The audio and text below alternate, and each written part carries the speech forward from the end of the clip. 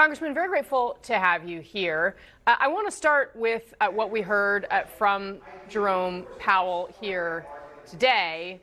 And, of course, the news that Scott Bessent will be talking to the Chinese. Do you see any world where perhaps what President Trump is doing with the Chinese could help the American economy in the long run or not?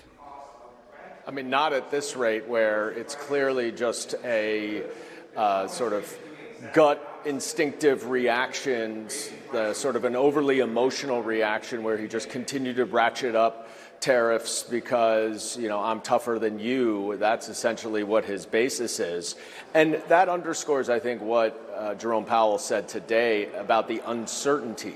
There is no rhyme or reason. There is no strategy here that Donald Trump is implementing for our economy. And that was reflected by exactly what Jerome Powell said.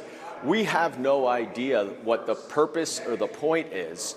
There are many different reasons. None of them explain these escalating tariffs, and none of them are going to be successful. So we're all sitting here waiting, wondering what he's going to get. And I certainly hope it's a lot more than just forcing foreign countries to take contracts from Elon Musk and Starlink, which was also reported today.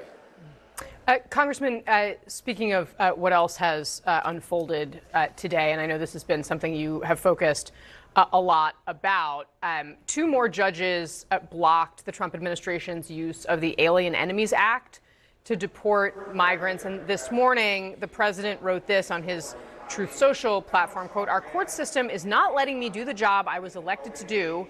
Activist judges must let the Trump administration deport murderers and other criminals who have come into our country illegally without delay." And then, of course, he said in this interview over the weekend that he doesn't know if he would should uphold the Constitution in the situation with due process with undocumented immigrants. What's your reaction to what the president said this morning?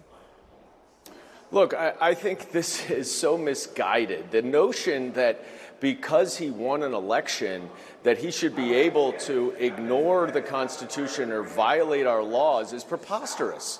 Every president wins an election. That does not mean that they get to just make up whatever laws they want and decide which ones they're going to comply with and which ones they aren't.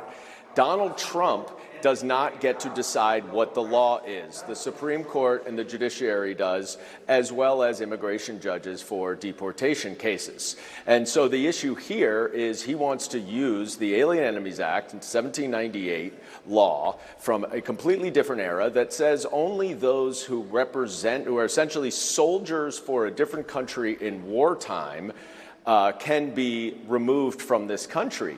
But there hasn't been established in any way, shape, or form that there's any war that Venezuela is waging on us. In fact, the intelligence community has determined that Venezuela is not directly supporting the Tren de Aragua, the gang, the foreign terrorist organization that's been designated now. So there is no factual basis to think that the Alien Enemies Act should apply.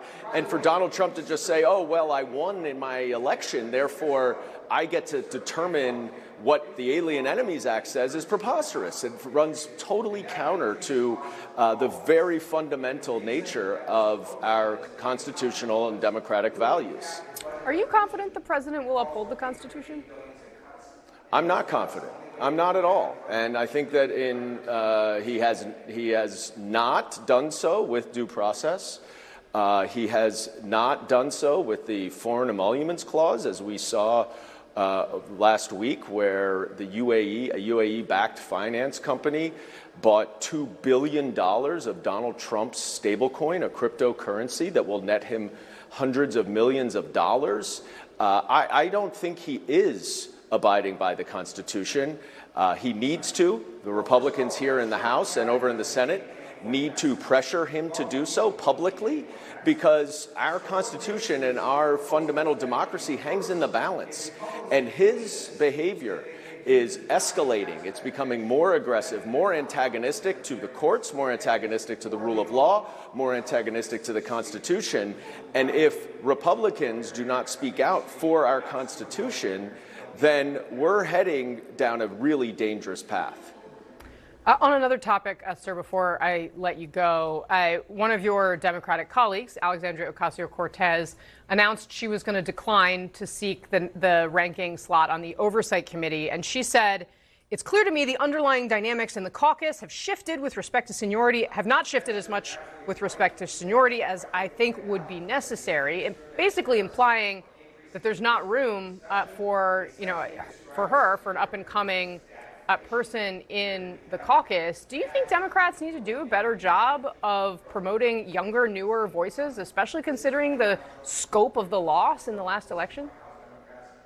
Well, I don't agree with my friend and colleague, AOC. I think in this particular instance, what we have seen since the last election is a bit of a changing of the guard on a number of different committees. She did not win her election against a more senior member of the Oversight Committee, but that is not necessarily a reflection of our party. I think we recognize that we do need new voices. We do need to promote traditional and familiar democratic values, liberal values of opportunity and freedom and liberty and succeeding in our country under the great auspices of the American dream. And AOC is a fantastic voice for that, and she's a terrific messenger on so many different levels and layers, but I don't think that she would win or lose based on seniority issues. I think she would have had a very good chance of winning if she decided to run. All right, Congressman Dan Goldman, very grateful to have you on the show today, sir. Hope you'll come back soon. Thank you. All right, coming up next here, CNN special correspondent and our panelist today, Jamie Gangel, breaking some news about the Kennedy Center right here on CNN in just moments. A planned boycott